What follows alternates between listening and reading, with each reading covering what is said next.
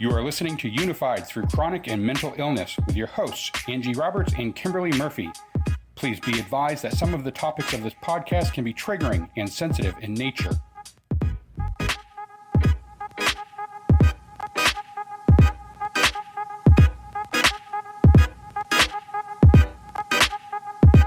TheRecoveryVillage.com says approximately 0.5% or 1 out of 200 people have narcissistic personality disorder. About 75% of those people are men.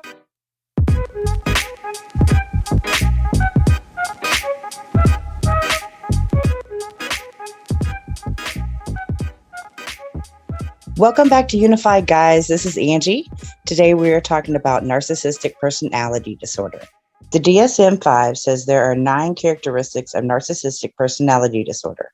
Someone must have 5 of the 9 to be diagnosed with narcissistic personality disorder. So the first one is a grandiose sense of self-importance. So, everything they do is like so much bigger. They like stretch everything that they're saying, and everything is huge. And like they have huge plans. Maybe they've never even taken a business class, but they're going to open their own company. They're going to, get rich on some sort of idea that they have. And they fully believe that they actually can do this. So right. And that leads right into that second one, a preoccupation with fantasies of unlimited success, power, brilliance, beauty, or love. Exactly. So with that power and the unlimited success, was something you were talking about.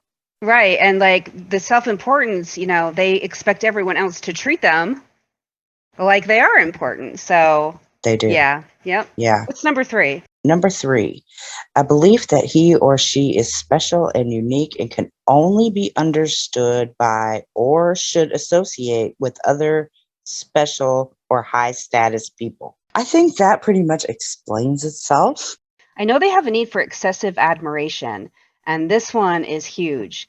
They really thrive when they have an audience. Yes. Everybody loves them. Mm-hmm. They're very charismatic. They're very manipulative. Oh, yeah. But they're manipulative in a way that people just don't see. They are manipulative in making you like them. Oh, definitely. Mm-hmm. They make you like them so much that you will never believe right. the other person. Exactly. When they tell you that they're a mean person. Unless you see it for yourself. You. Yeah. Unless you see it for yourself. Yeah. And they have a huge sense of entitlement. Yeah, they do. They expect to be the boss. They expect to be, in charge all the time. Yep. They don't have the same rules as everybody else, and they're okay with that. That's the way it should be. They also have an interpersonal exploitative behavior. So that means they take advantage of others to achieve their own goals. Yeah, they definitely have an agenda, and they won't stop. They will definitely use other people to reach that agenda. Right. And like when you first meet them, they want to know everything about you, and you don't really learn anything about them. And that's so they can hold that over your head later. And that's one of the exploitative, I think, behaviors because, Absolutely. It's to achieve a goal. Absolutely. And they're taking advantage of you. Yeah, it's really manipulative. Of your information. It's funny because, real quick, I'll just tell you that my father told me that one of the ways to really get people to like you, and he was so proud to say this, is to never say anything about yourself and just ask them questions, because people love to talk about themselves and you can learn a lot. Mm-hmm. So there you have it. Yeah. Mm-hmm. Right. They also lack empathy. So yeah, they don't care about anybody else but themselves. If it doesn't have to do with them, they really don't. It doesn't matter. Who cares? Right. Another one is they're envious of others or believe that others are envious of them. Mm. They kind of play games too, right? They play games so that like they want other people to be envious of them, but really deep down, definitely. They're envious of other people. Yes. And we'll talk about that a little later. But what makes them. And we're not trying to say that these people are horrible people. This is something that is a mental disorder. it's a real mental disorder. And that's what we want to bring to light, that it's not just like No. that word is thrown around so much, narcissism. Mm-hmm. So we really want you to know what narcissism or narcissistic personality disorder is, and that it's an actual personality disorder. Right. And like the last one is a demonstration of arrogant and haughty behaviors or attitudes. I know so many people who have this trait, but they're not narcissists. Right. I know a lot of arrogant people. Right. But I yeah, do too. I mean, I would expect sort of this one to be a part of narcissistic personality disorder with all the self-importance and, envy and all of that. So that makes sense. Right. People don't realize that they don't know They really that don't they're know a that they're narcissist. narcissists. They don't. They really They don't. they really think that they're not narcissists. So because this is, like I said, this is a behavioral disorder. It's not just a characteristic flaw or a characteristic trait of somebody. You can have these traits. And like I said, and the DSM-5 says you have to have 5 of those 9 traits. Right. So, most people, we know people that have 1 or 2 of the traits. Yeah. We may have 1 or 2 of the traits. Yeah, I know I do. Right? So, Yep. but that doesn't mean we're narcissistic. Right, We right. have narcissistic personality disorder. And the difference with us is if we're aware that we have a couple of the traits, we can work, through Right. therapy or whatever to change those things. So, Right. whereas the narcissist really cannot do that. So Yeah, and I think that's so sad. it is very actually. sad. It is very sad. Yeah. And it's really hard for the families that are with these people. So, and friends and, whoever they come into contact with.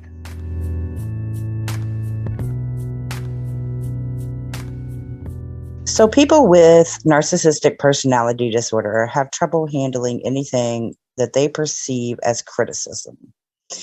They can become impatient or angry when they don't receive special attention. Mm-hmm. They can explode. They can be explosive, really. They can be very explosive. Mm-hmm. Yeah. It's a scary thing if you haven't seen it. They have a significant interpersonal problem and easily feel slighted. So they feel like you've basically gone against them. And that can lead to certain consequences too. Oh, yeah. Of their behavior. Mm-hmm. Yeah, they can be rageful and they can explode. They try to belittle the other person to make themselves feel better. They like to feel superior in any way they can.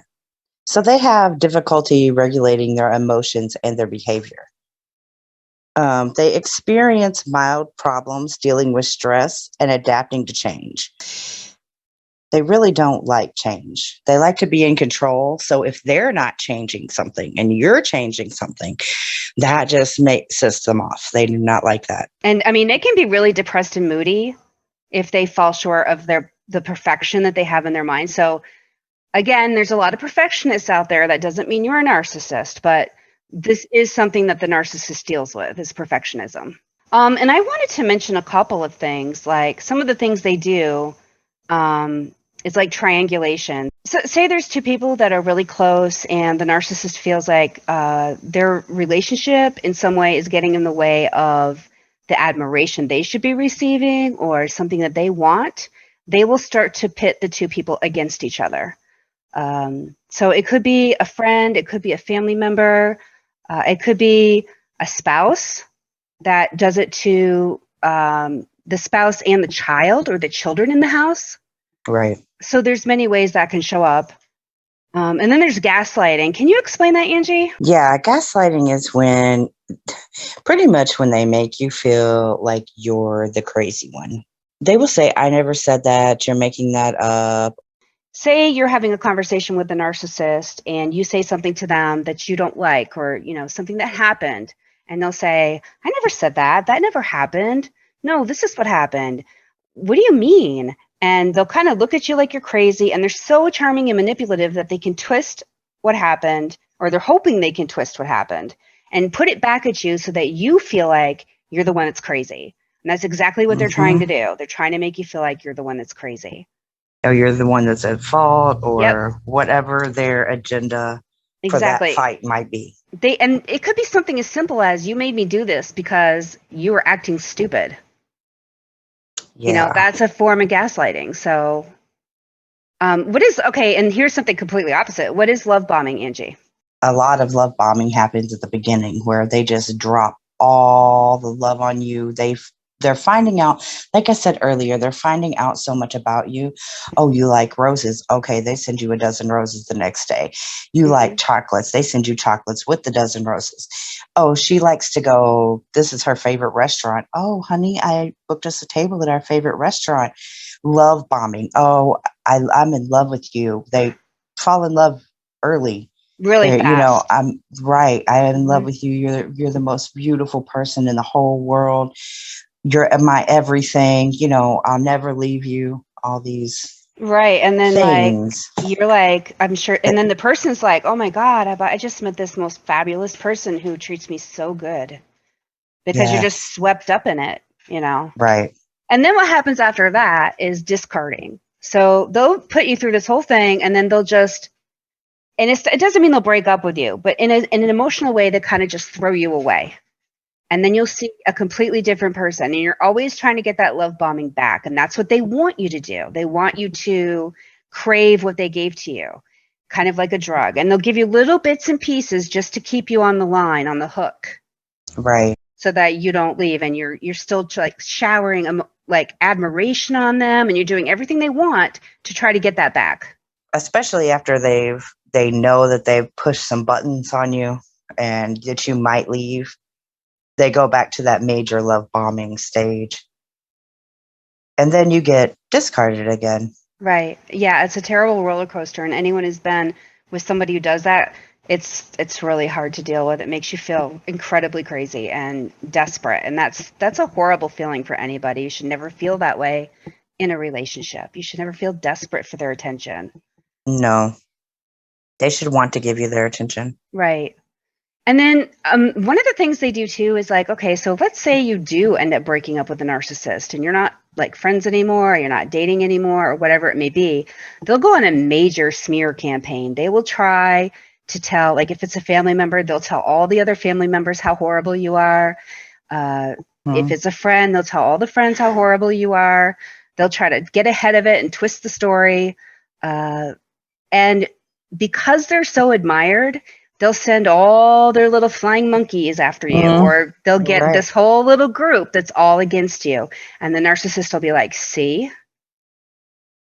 And they can even sometimes turn your family and your friends against you. And I mean, they are that good. And your family will really be against you. And I mean, I've even heard of people losing their jobs because they'll go to your job until you're fired and they can't deal with it anymore. Or they'll say things to your boss if they know who they are, because they're very good at this. And those smear campaigns are so horrible because the person tends to be isolated already because the narcissist tried to isolate them. And when they do isolate them, when they try to isolate them, they're usually successful because, again, you're trying to please them. It's like a slow manipulation into abuse. They do it very slowly, so you don't realize. They do, so you don't really see what's going on.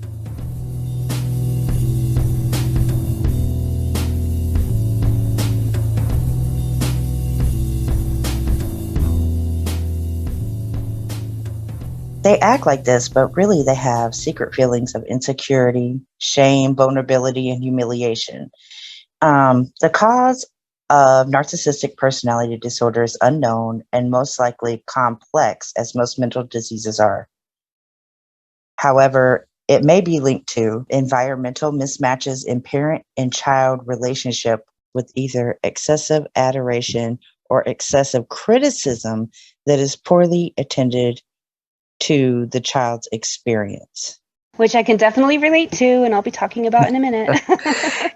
Genetics, it also may have inherited characteristics. So may have inherited. Which surprises me. That surprises me, but we're finding out a lot about genetics that we didn't know before. Yeah. And the neurobiology, so that's the brain science, the connection between the brain and behavior and the thinking is not right. I have heard before that like a severe trauma before the age of 6 could cause narcissistic personality or borderline personality disorder, Right. one of the Yeah. two. And again, that's not Right. everybody, but they do feel that if a major trauma occurred, that's a possibility too. So, Yeah, I'm going to talk a little bit about that in a little while. okay. So when talking about prevention, there's really no way to prevent the condition. However, it could help to get treatment ASAP for childhood mental health issues. So like if you're noticing that your child has a lot of these traits and you're a parent, bring them in to get therapy early, which makes Don't be complete sense embarrassed. that they would have a better chance. Yeah, don't be embarrassed, honestly.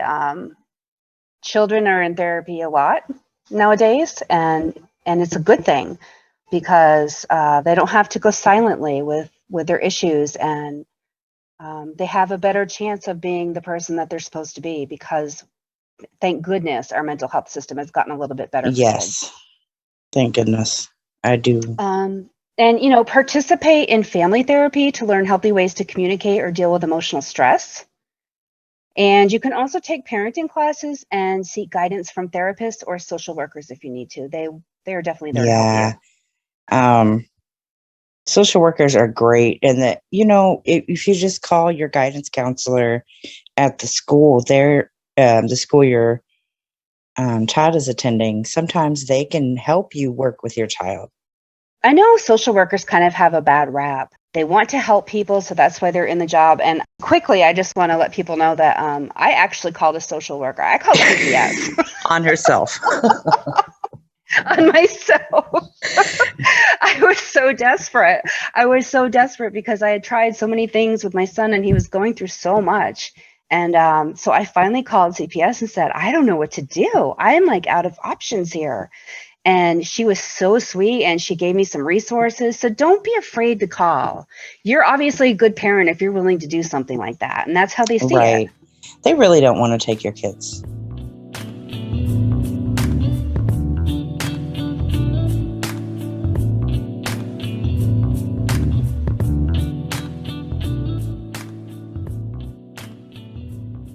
So my story comes from a perspective of my father was a narcissist, and of course he wasn't diagnosed. Most of them aren't. But I was raised by a narcissist, and he started doing some of the things that we talked about. The earliest I can remember is when I was about, I want to say 8 or 9, my father asked me if I wanted to be adopted. And we were in the car, and I can remember this vividly. And I said, where would I live? And he said, you would live with your Aunt Anne. And of course, being a kid, I was like, what school would I go to? Well, I still have my friends. And so, and he was like telling me what school I would go to. And then he told me that the reason why I would be adopted by someone else is because my mother wanted to commit suicide because she always wanted a boy and not a girl. So, and I imagine he probably said a lot of things before that because you don't just start there. You know what I'm saying? But I don't have a memory for it. But of course, being a child, I had no idea it was odd. I had no idea it was wrong. I believed everything he said. He was my father. My father and I were very close because when you're told that your mother hates you and your mother wants to die because of you, I mean, for myself and probably a lot of kids, and I still feel guilt over this, which is ridiculous, but I believed him. So I really thought my mom was the devil. He would give gifts all the time, and he always wanted to be Big Daddy on the campus, no matter where he was.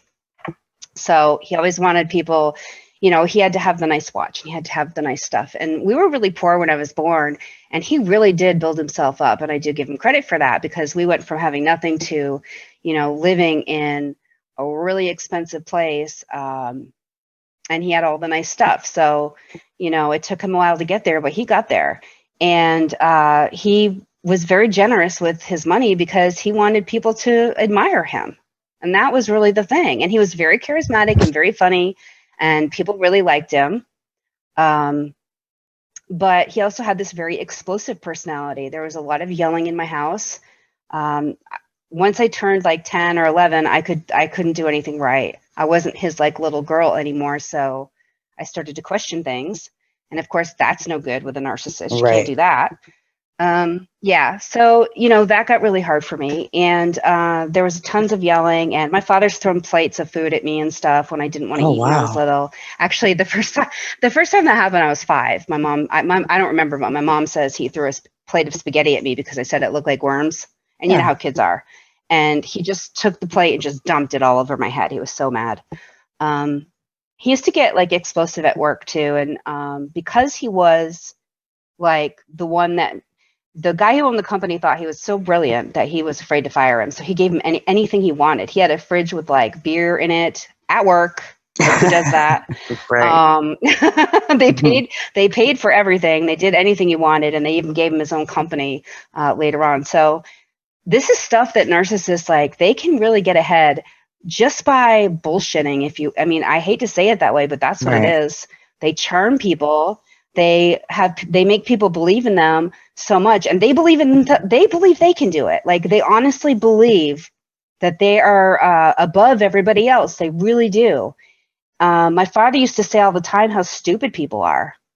He was constantly saying how stupid people are. Yeah. And I think in my case, my mom was really young and she came from a bad situation. And so he kind of raised her in a little bit of a way too. She was super young. And so, yeah, so I think that he just really likes and that was the same situation. He picks a girl who is young and dependent on him. This fits the script of everything we were saying. And then, they have a baby and he just tries to keep us away from each other, keep us hating each other and loving him. Later on in his life, and it never stops. Here's an example. When I was in my early 20s, my parents wanted to go on a family vacation, and I had a baby. So I was like, yes, I would love to go. And we got to the place, and my father decided that he wanted to go to the grocery store, or this is what he told my mother. He wanted to go to the grocery store to get some things. We went down there. He asked me if I would go, and there was a jewelry store there. So he says to me he wants to go in and buy a ring for a woman that he worked with. Now, my mother worked with my father, and they actually her desk was actually in his office for years. Like, she couldn't even have her own office. So, yeah. So I'm like, why would you want to buy a ring for somebody at work? What is going on? And he said he wanted to ask this woman to marry him. And and I said, what about mom? What do you do? And he's like, oh, your mother's unhappy anyways. She doesn't want to be with me. Yeah, he always talked about how unhappy she was. Like, I never heard anything different. So it made you believe that she was unhappy. I did. I really did believe that. I didn't think what he was doing was right, and I was really upset. So I went back to the house, and basically I packed up and left. Right. And of course, my mother thought at the time that it was because I couldn't wait to get back to my boyfriend who I was dating. Oh, wow. And that wasn't it. And I, of course, couldn't tell her. I couldn't tell her. I wasn't going to tell her. I didn't know what to do. I kept that secret for years. And I didn't tell my mom until my father passed away. And we started having these conversations. And these things started coming out. And she's like, what? She was mortified. She was so upset. And she said, Kimberly, I'm so sorry that that's abuse. You were abused since you were a baby. I can't believe this is happening. And she was legitimately shocked. That's just sad. And, we missed out on a lot of life together. It was so bad that I wasn't even a part of the household at 14. After 14, I didn't have any family for a while. So it got really bad. And so she's looking back on this. I'm looking back on this. And we're just like, we didn't know what to think. We were just stunned and shocked and mortified. And, and of course he's not here anymore. So we can't say anything. We can't confront him. There's nothing we can do with the information except to try to rebuild a relationship now, because we still have now. In a way, it was good for me because I needed that. It felt really good to know that I wasn't the bad person, that I was groomed by a narcissist, and that wasn't my fault. I'm really mad that I didn't have like my mom. If I If I wasn't going to have my mom, it should have been because her and I didn't get along, not because somebody else forced it.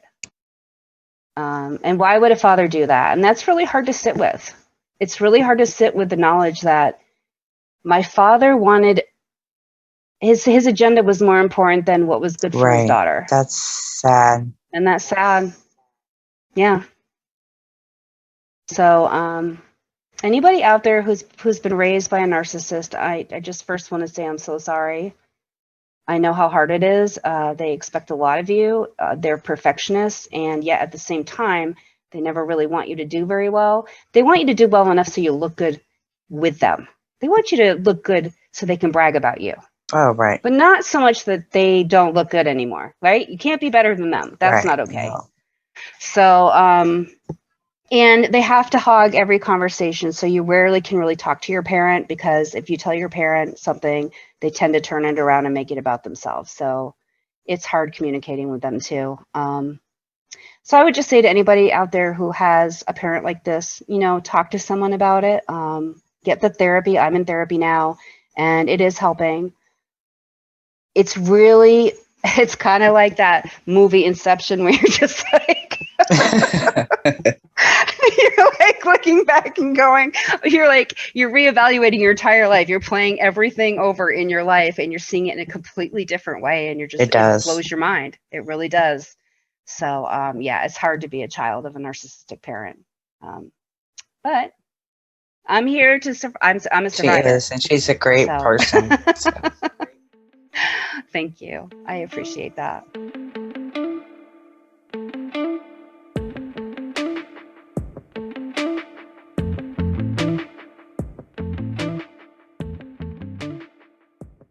So my story isn't really about myself. It's about my best friend of over 20 years.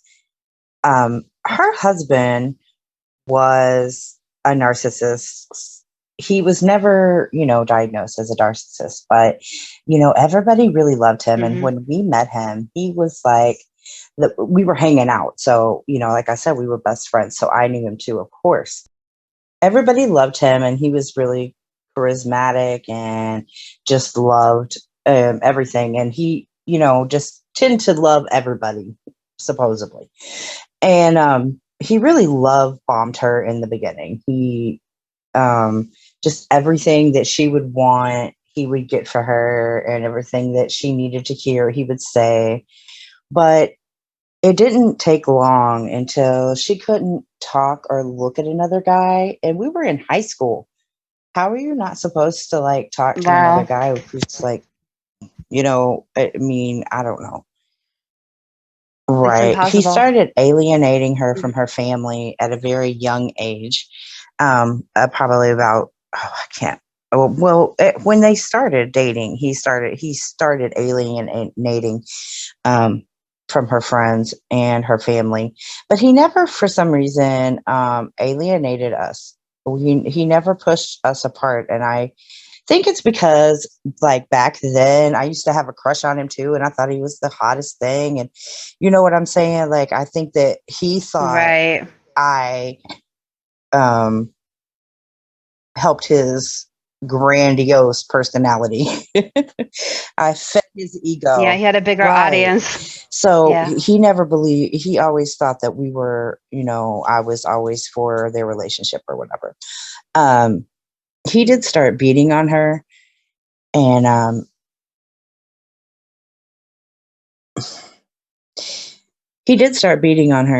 then after 20 years of them being married, he actually murdered her. It's a really hard thing to talk about. He made her work up to 3 jobs at one time. He never held up a job.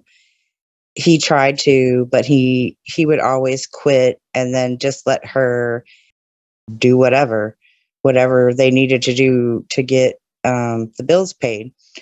Unfortunately, she had a lot of hard jobs, and it took a lot of stress. It was a lot of stress on her.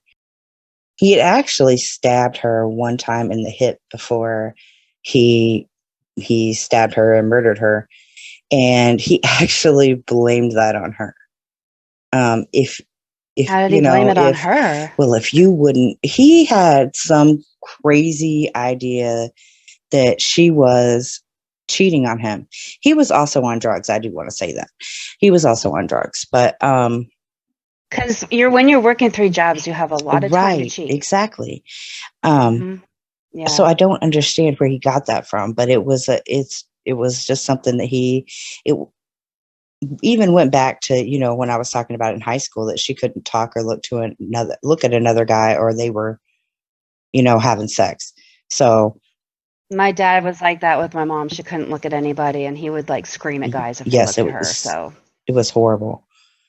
But yeah, so, well, if you hadn't got me so upset and making me think that you can cheat on me, I wouldn't have done that.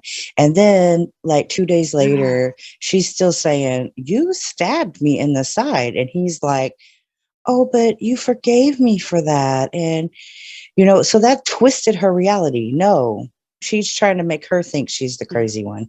Lots of gaslighting. right. And then he would love bomb her after that because she'd be ready to leave.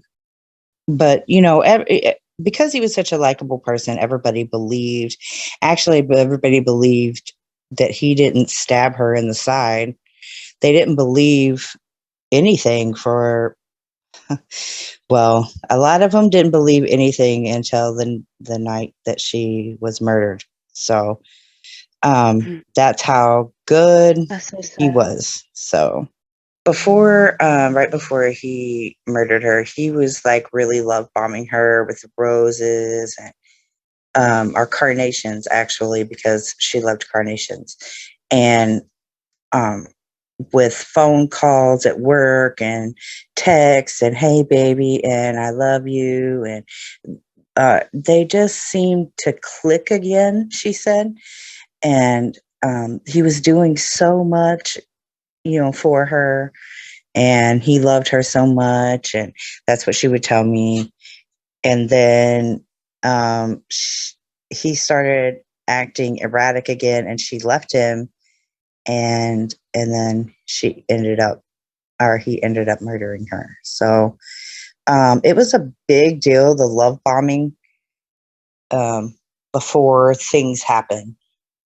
So just don't forget the love bombing has the discarding afterwards.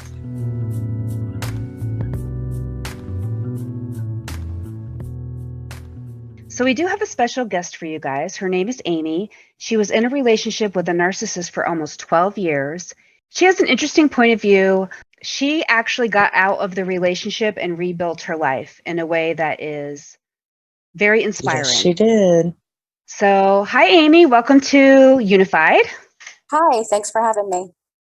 All right, guys, let's just jump right in. Amy, what kind of mental state were you in when you first met this person? Well, it's kind of a long, drawn out story, but I'll give you the short of it. I had left my previous husband for similar reasons, actually. He was also kind of verbally abusive and very controlling, but he did it in a very sneakily way. Mhm. I had a friend who helped me get out of that, and I was living in a safe house with my children. Oh, wow. I was looking for a place to live at the time and answered an ad in a paper for rooms for rent. And that I, had very little income because I had been home taking care of the kids. I thought, oh, this is the perfect chance for me to kind of start over. Mhm. What I know was he was really looking for somebody to move in and start a relationship with. I wasn't fully healed from my last relationship before I jumped into that one. I ended up renting the rooms, and before I knew it, he had me wrapped around his little fingers. And, honestly, I did have a physical attraction to him. So that was the main thing at the very beginning. It wasn't so much emotional or anything else. I needed that person in my life. And he gave me a sense of security at the time because I didn't have any place to live. Right. That's a amazing way to start a relationship, like living together right off the bat. So Yeah, I mean, it accelerated quite quickly, being that I was already there 24/7. So it was like jumping in and playing house almost. Yeah. So Right. it wasn't the smartest thing. I was insecure at the time because I was younger. I was vulnerable because I had just left somebody to get out of a Mhm. different bad relationship. Hmm. I certainly was lonely and depressed. There was so many factors going into it. But looking back, I Right. wish I just hadn't jumped into things so quickly. I was just going to ask you, were there any red flags that, you see now, Oh, that yeah, you overlooked definitely. at the time? And honestly, I saw red flags during the relationship too, but I kept ignoring them. Hmm. Right. He had a huge anger toward his ex.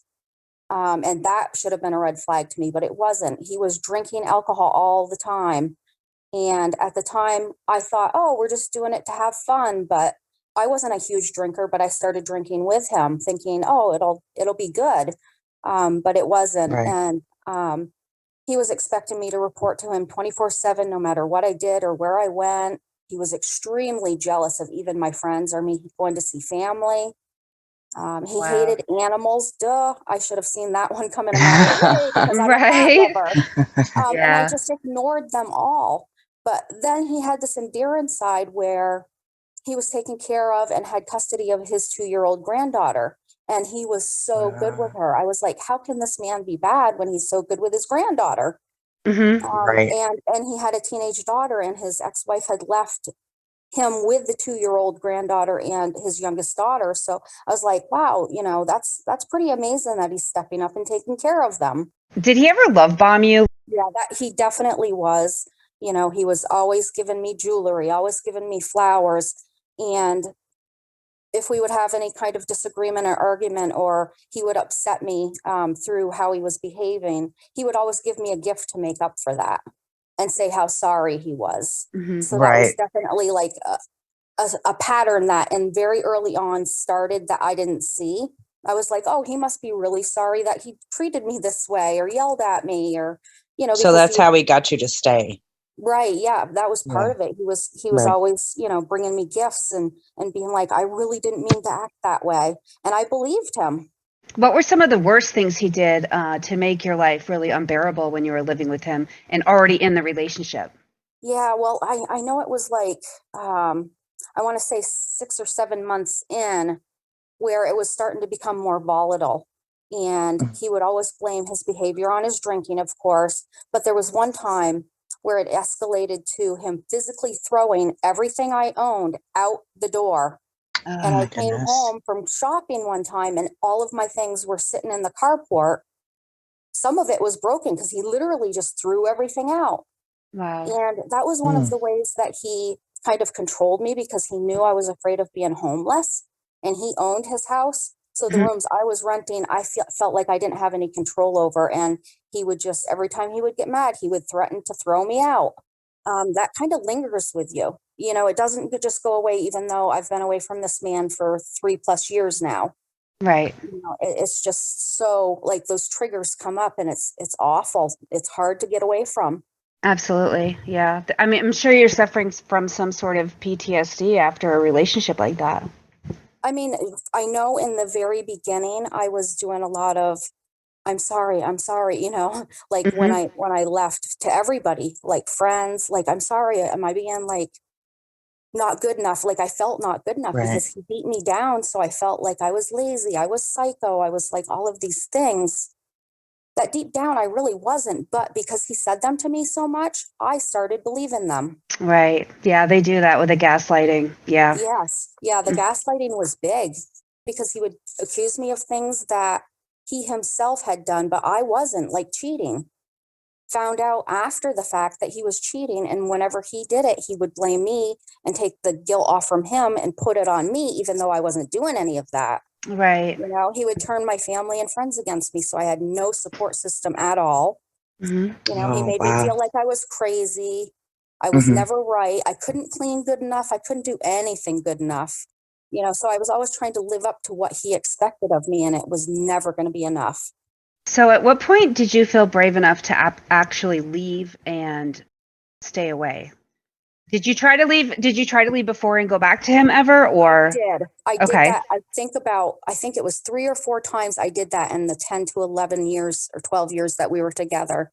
Hmm. I went through a couple of cycles where I actually got out and got my own apartment. And he would be like, oh, I'm so lonely without you. I miss you. I'll stop drinking. I promise. Just come back. And Hmm. every time I would fall into that and let me and let him take me back. So, you know, I had separate apartments for quite a long time in both 2 instances that I recall.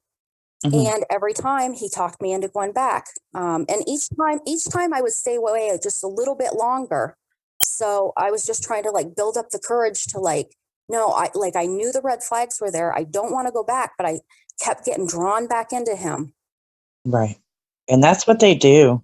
You know, it was just like, I found that I was trying to like collect ways and proof to reassure myself that I'm okay here. I'm not the one doing what he's saying. Right. So he was And I making you also, feel crazy pretty much yeah, with all the definitely. gaslighting and Yeah, definitely. And I wasn't allowed to feel how I did. Like, if I was like upset, he'd be like, "You have no reason to feel that way. I give you everything." Da, da, da, da, da, you know. Right. But it got so bad with him saying, "Oh, you're psycho, you're crazy." It got so bad one year. It was like Thanksgiving Day of 2012. I remember this day because he had pushed me too far over the edge. And I decided I can't get out. I can't get away from him. I'm just going to take all of the pills that I have because I don't want to live anymore. Yeah. And it pushed me to that point. And I did. I overdosed. And him coming back in and finding me kind of was a blessing in disguise in many ways, because that ended up being the point of where I started to actually get real help. Mm-hmm. And that was in the form of mental health help. I ended up going into the hospital, the psychiatric unit for a week. That was the start of my training of DBT, which is dialectical behavioral training. Mm-hmm. And I got a grip on my regulation skills for my emotions. I learned so many skills where I was able to set boundaries, say no. And even then, I went through the DBT for 3 years, but it took that whole time for me to build up these skills and be able to stand up to him without being afraid of him. That was the first step of saving my life, really, for me to be able to get those skills to stand up to him, because I was terrified to do that. Mm-hmm. And I had a Right. counselor who was like, "You need to do what's best for you. You're in the right. He's in the wrong." And she would remind me of this every single day that I saw her. Mhm. So the support of that therapist was amazing. I don't know if I could have done it on my own, honestly. Well, after It's hard to him, get out. yeah, because his voice was in your ear for 12 years. So it takes a Right. long time to get that out. Yeah. And even though I've been away from him for so long now, if there's a certain tone of voice from a male or loudness, I tense right up. Mm-hmm. You know, it's like a trigger for me still, even through all of the skills that I've developed, Mhm. you know, to try to deal with it. After, I don't even remember how long it was of this, I just had enough. Like, enough is enough. Is this the way I want to live my life? And I said, Yeah. no, I can't live the rest of my life like this. I'm miserable. Right. You know, and if Right. it weren't for a bunch of wonderful friends that I have, that were encouraging me and listening to me cry and be upset, and, you know, if it weren't for my friends, I would probably still be there. But I had that support group in place where I was able to move back home and get away from him. I met a really nice guy who was purely a friend at the time, who was telling me, "You deserve better than this." And you do. You know, Mhm. and I did, but at the time Definitely. I was so beaten down, I didn't believe I deserved anything. Right. You know, he had just beat me down so much that I didn't think I deserved a thing. You know, it's funny because nowadays, you know, I don't hear from him very often, but once in a while I do. And he has apologized to me and said that it was all me. I mean, it was all him. You know, it wasn't me. And that Mhm. he appreciates me trying to make him a better person, blah, blah, blah. I Right. just, at the time, and I'm saying blah, blah, blah because Hoovering. well, at the time when he was saying these things, I was thinking, my God, this is going to try to cycle into this cycle again where he wants me back. And I just wasn't having any of it at that point. They say the best way to take care of a narcissist is to just totally ignore them. It can be easy to fall back into that cycle, and you don't want to do that. So, It is super easy, especially when you're a single mom, a single woman. You don't have a lot of resources on your own. You know, I right. had disabilities physically, where I was living on Social Security. So it's not like I had a big, huge income. where I Right. could just take an amount of money and go. But luckily, with the townhome that we had bought, we ended up selling it. And that helped me start over as well, because I had this little chunk of money where I could go and get my own place and not worry Right. about having anybody control me. Right. And that makes you feel good. Yeah, and it did. And a lot of women, they don't have that. And what I tell them is there's resources out there to get that help, because it's not just physical abuse. Verbal abuse and emotional neglect and abuse is just as bad as the physical abuse. And these organizations that are out there to help these women are put in place. They'll get people set up in a place where they're safe, where they can kind of get the resources they need and pull their lives together so they don't need to depend on that man.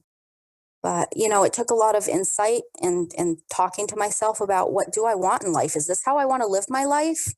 Right. Why am I doing this to myself? Why am I doing this to my children? I try to inspire women now, to do, what they need to do, and teach them that they're strong, just as strong as I was. It's just about looking within and saying enough is enough. And you're not just talking. I mean, you did the work. So yeah, definitely. Right. And it wasn't easy. Like, I want to reiterate, for anyone out there who's thinking that they need to get out of the situation they're in, it takes a lot of hard work on yourself. Mhm. That you Yes. need the counseling to rebuild your self-esteem, because they will tear you down until you don't have any. I just want to take a second to say, if you feel like that you need to get out of a relationship, the number for the National Domestic Violence Hotline is 1-800-799-SAFE. You can text 7233, and the TTY number we'll put on the website, but it is 1-800-787-3224.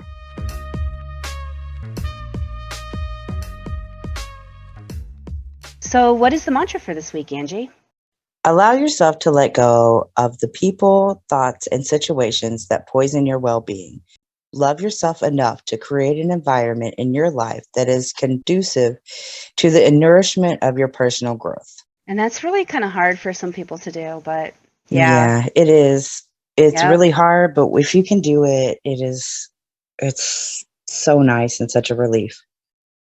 And you're worth it. Just remember that. If you're in this situation where you're in a relationship with someone with narcissistic personality disorder, just remember you're doing the right thing for yourself to cut that off. Definitely. Really, you are. Yep, and they're going to try to get a hold of you again. Just don't. Oh, yeah. Hoovering. Oh, that was another one. Hoovering. Hoovering is when they try to get a hold of you again when you haven't talked to them in a while. So, yes, they will try to get a hold of you. So keep that in mind. And we hope that you learned something from this episode. It was really hard for us to actually do this episode because of our personal experience. And if any of this was triggering, make sure you do some of those self-care things that work for you. And we're going to put a short meditation at the end of this. So hopefully that will help as well. Remember that we're stronger together, and we hope to see you next time. Take care. Bye, guys. Mask up. Peace out.